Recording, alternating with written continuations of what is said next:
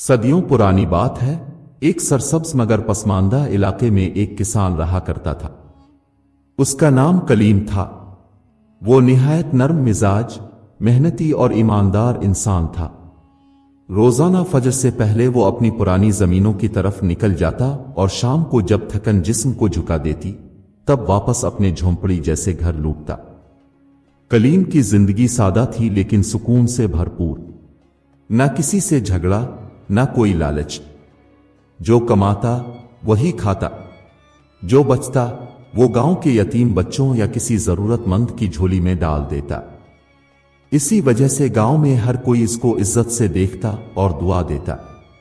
मगर बदकिस्मती से इसकी जिंदगी की सबसे बड़ी आजमाइश इसके अपने घर के अंदर छपी हुई थी। इसकी बीवी ज़ैनब एक पुरकशिश, मुस्कराती हुई और बज़ाहिर फरमाबरदार औरत थी।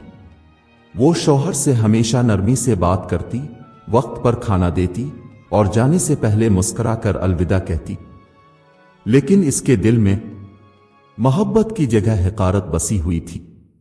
ज़ैनब का दिल हमेशा इस सोच में घिरा रहता, काश मेरी शादी किसी बड़े रईस या दौलतमंद से होती तो मैं मोहल्लों में रहती, न कि इस कच्चे सहन वाले झोंपड़े में। इसके दिल में मोहब्बत के बजाय हसरतों के सांप लूट रहे थे। जब कलीम खेतों में होता, ज़ैनब घर में बैठकर साजिशें सोचती। इसी तरह इस सीधे साधे शख्स से जान छोटे, किसी बहाने से, किसी चाल से। मगर मुनाफकत की इंतहा तो यह थी कि वो कलीम को दुनिया की सबसे अच्छी बीवी होने का यकीन दिलाती।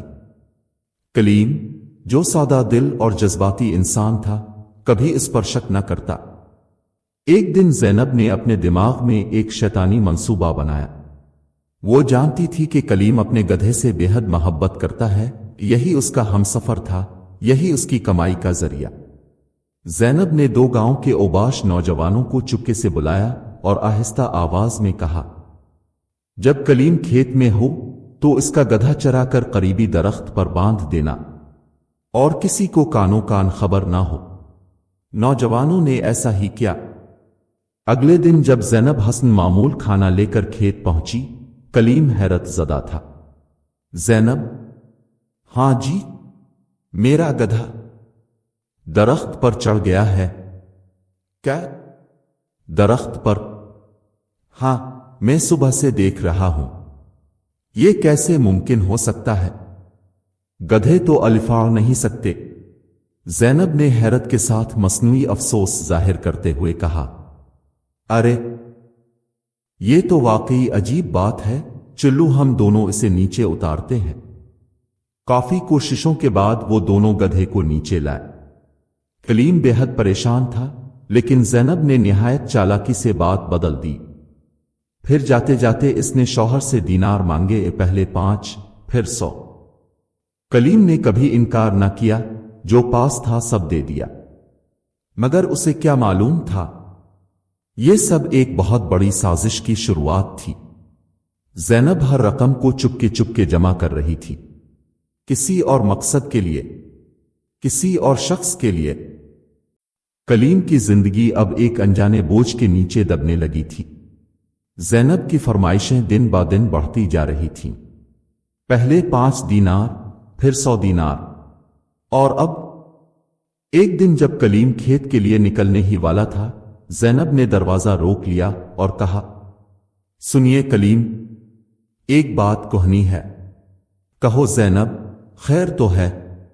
ज़ैनब ने मसनूई संजीदगी ओढ़कर कहा, अब्बा जान की तबीयत बहुत खराब है, दवाएं बहुत महंगी हैं। अगर आप 200 दीनार दे दें तो शायद कुछ बंदोबस्त हो जाए। कलीम राग गया। इसके चेहरे पर हैरानी के साथ साथ फिक्र भी थी। 200 दीनार, ये बहुत बड़ी रकम है ज़ैनब। मगर अगर अब्बा जान की तबीयत वाकई खराब है तो मैं कुछ न कुछ इंतजाम कर ही लूंगा। तुम दोपहर का खाना तैयार रखना। ज़ैनब मुस्कुरा दी, मगर वो मुस्कुराहट दिल की न थी, वो एक कामयाब मंसूबे की चमक थी।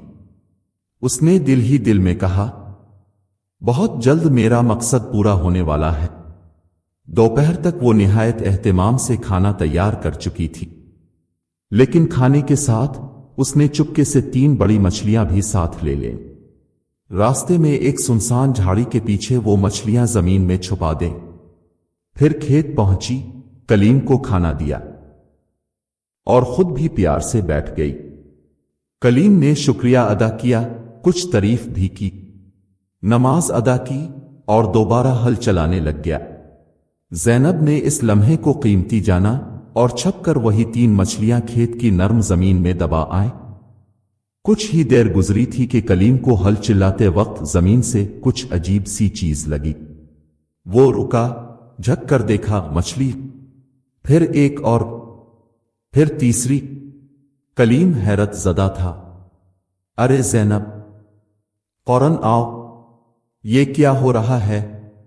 ज़ैनब दौड़ती हुई आई और खुशी का नाटक करते हुए बोली, कलीम, ये तो कोई करामत लगती है, तुम्हारे हाथों से जमीन भी रिस्क देने लगी। सुभान अल्लाह। कलीम मुस्कुरा पड़ा, मगर हैरानी अब भी चेहरे पर थी। ज़ैनब फौरन बोली, मैं ये मछलियां ले जाती हूं, शाम को पकाती हूं।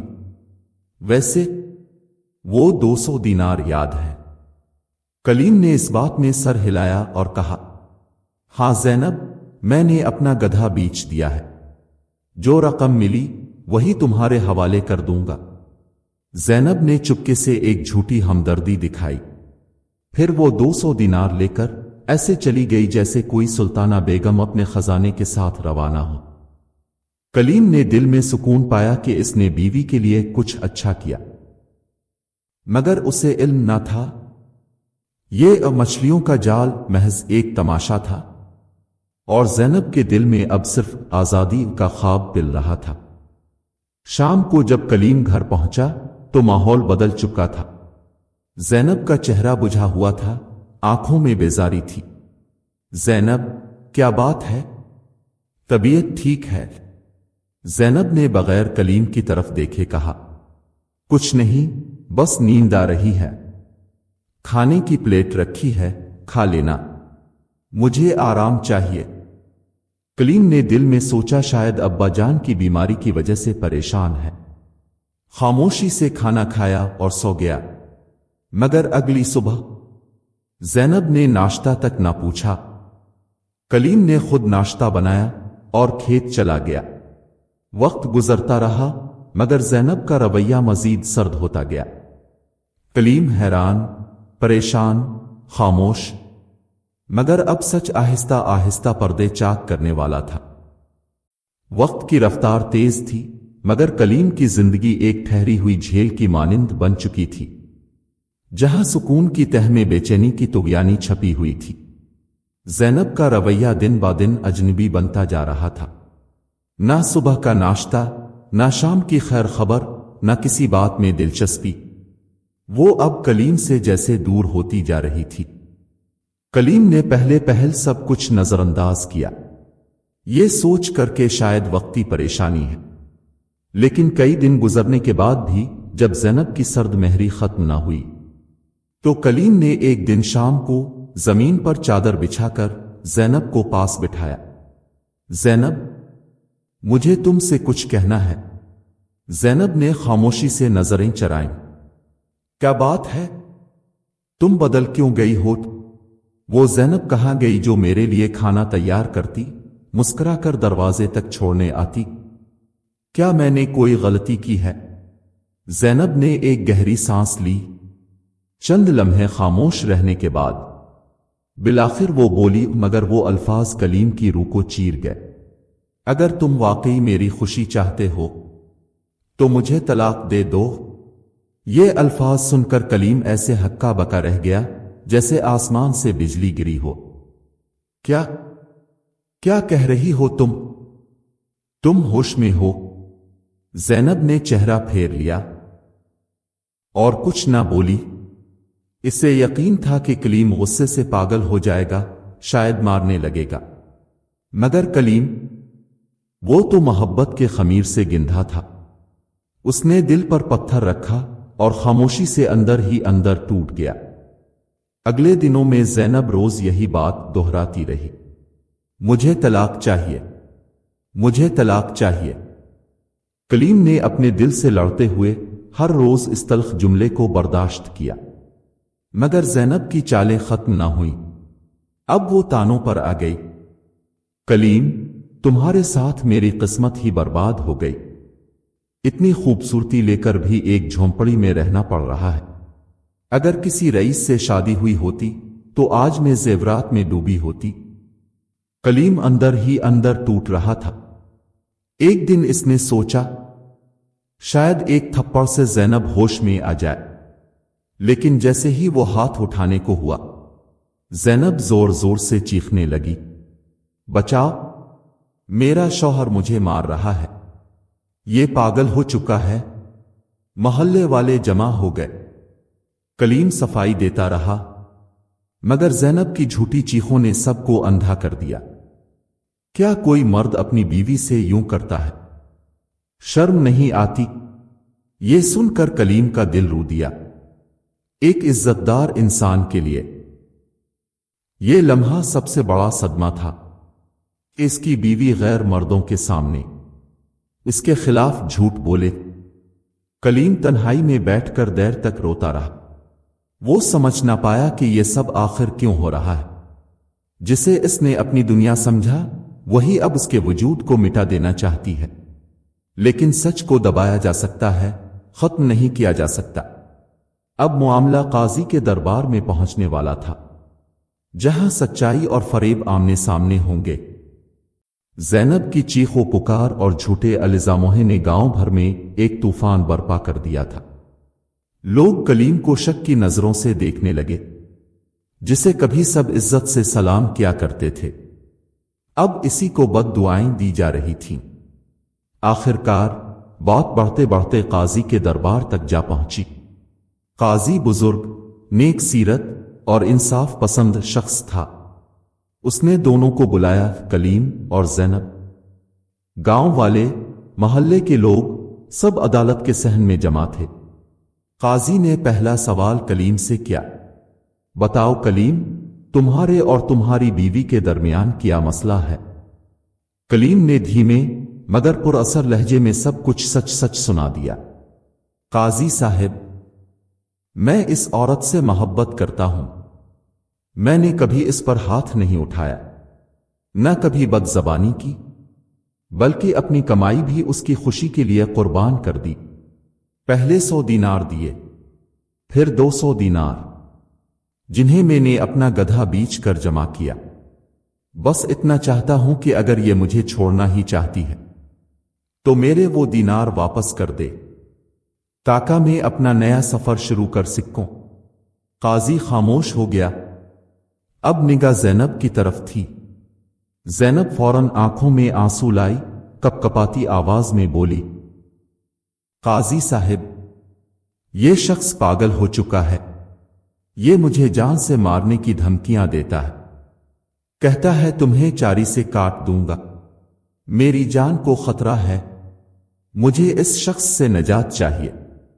قاضی چونکا، اس نے کلیم کی طرف دیکھا۔ کیا واقعی تم نے ایسی کوئی بات کہی؟ کلیم نے آہستہ سے کہا، نہیں قاضی صاحب، میں تو ہر روز اسے خوش رکھنے کی کوشش کرتا تھا، مگر اب اگر یہی میری قسمت ہے تو میں طلاق دینے کو تیار ہوں۔ بس وہ دینار واپس دے دے۔ زینب ہنستے ہوئے بولی، قاضی صاحب، کبھی کسی نے سنا ہے کہ ایک گدھا درخت پر چڑھ جائے؟ اسی دن کی بات کر رہا ہے نا یہ، جب درخت پر گدھا چڑھا تھا۔ اور پھر وہ مچھلیاں، کیا کبھی زمین میں مچھلیاں اگتی ہیں؟ لوگوں میں ہنسی کی لہر دوڑ گئی۔ قاضی نے ہلکی سی مسکراہٹ دبائی، مگر وہ خاموش ہو کر کچھ سوچنے لگا۔ زینب آگے بڑھی اور بولی، قاضی صاحب، یہ سب جھوٹ ہے، یہ پیسے کا بہانہ بنا رہا ہے۔ اگر میرے پاس واقعی اتنے دینار ہوتے تو میں طلاق کیوں مانگتی؟ قاضی نے دونوں کو سنجیدگی سے دیکھا، پھر کہا، تم دونوں کو 2 دن کی مہلت دیتا ہوں، 2 دن بعد میں فیصلہ کروں گا۔ اللہ جس کے ساتھ ہو، فیصلہ اسی کے حق میں ہوگا۔ زینب نے قہقہا مار کر کہا، ہاں ہاں، دیکھ لینا، اللہ سچوں کے ساتھ ہوتا ہے۔ مگر سچ ابھی خاموش تھا، لیکن ہمیشہ کے لیے نہیں۔ 2 دن گزر چکے تھے۔ قاضی کے دربار میں آج ایک بار پھر بھیڑ تھی۔ لوگ منتظر تھے کہ آخر کلیم اور زینب کے جھگڑے کا فیصلہ کیا ہوتا ہے۔ قاضی نے دونوں کو سامنے بلایا اور بغیر کسی تاثر کے سنجیدگی سے پوچھا، کلیم، کیا تم اب بھی اپنی بیوی کو طلاق دینے کو تیار ہو؟ کلیم نے سر جھکا کر کہا، جی ہاں، اگر یہ واقعی نہیں رہنا چاہتی تو میں اسے مجبور نہیں کر سکتا، لیکن میری ایک ہی شرط ہے، جتنے دینار میں نے اسے دیے وہ مجھے واپس کر دے۔ 100 دینار اس دن دیے تھے جب گدھا درخت پر چڑھا ہوا تھا، اور 200 دینار اس دن جب میرے کھیت سے مچھلیاں نکلیں۔ زینب نے قہقہا لگایا، دیکھا قاضی صاحب، یہ پاگل ہے، کبھی سنا ہے گدھا درخت پر چڑھ جائے یا کھیت میں مچھلیاں نکل آئیں؟ اگر اس کے پاس اتنے پیسے ہوتے تو میں کیوں چھوڑتی اسے؟ قاضی نے داڑھی کو سہلاتے ہوئے خاموشی سے کلیم کو دیکھا، پھر زینب کی طرف پلٹے اور کہا، کبھی کبھی پاگل وہ نہیں ہوتا جو عجیب بات کرے، بلکہ وہ ہوتا ہے جو حقیقت کو مذاق سمجھے۔ لیکن ٹھیک ہے، چونکہ تم نے دینار ملنے سے انکار کیا ہے اور کلیم طلاق پر آمادہ ہے، لہذا میں تم دونوں کے درمیان طلاق کا اعلان کرتا ہوں۔ عدالت میں خاموشی چھا گئی۔ قاضی نے فیصلہ سنا دیا، جو سچ پر ہے اللہ اسی کے ساتھ ہے، اور جو جھوٹ پر ہو وہ اللہ کی گرفت سے بچ نہیں سکتا۔ کلیم کی آنکھوں سے آنسو بہہ نکلے۔ اس نے قاضی کے سامنے سجدہ کیا، پھر خاموشی سے اٹھا اور زینب کی طرف ایک آخری نظر ڈال کر دربار سے نکل گیا۔ زینب نے فتح کی ایک جھوٹی مسکراہٹ سجائی، جیسے وہ بازی جیت چکی ہو، مگر قسمت کا کھیل ابھی مکمل نہ تھا۔ چند مہینے بعد زینب نے گاؤں کے ایک آوارہ، خود غرض اور بدنام نوجوان سلیم سے شادی کر لی، وہی جس کے ساتھ اس کے خفیہ تعلقات پہلے سے تھے۔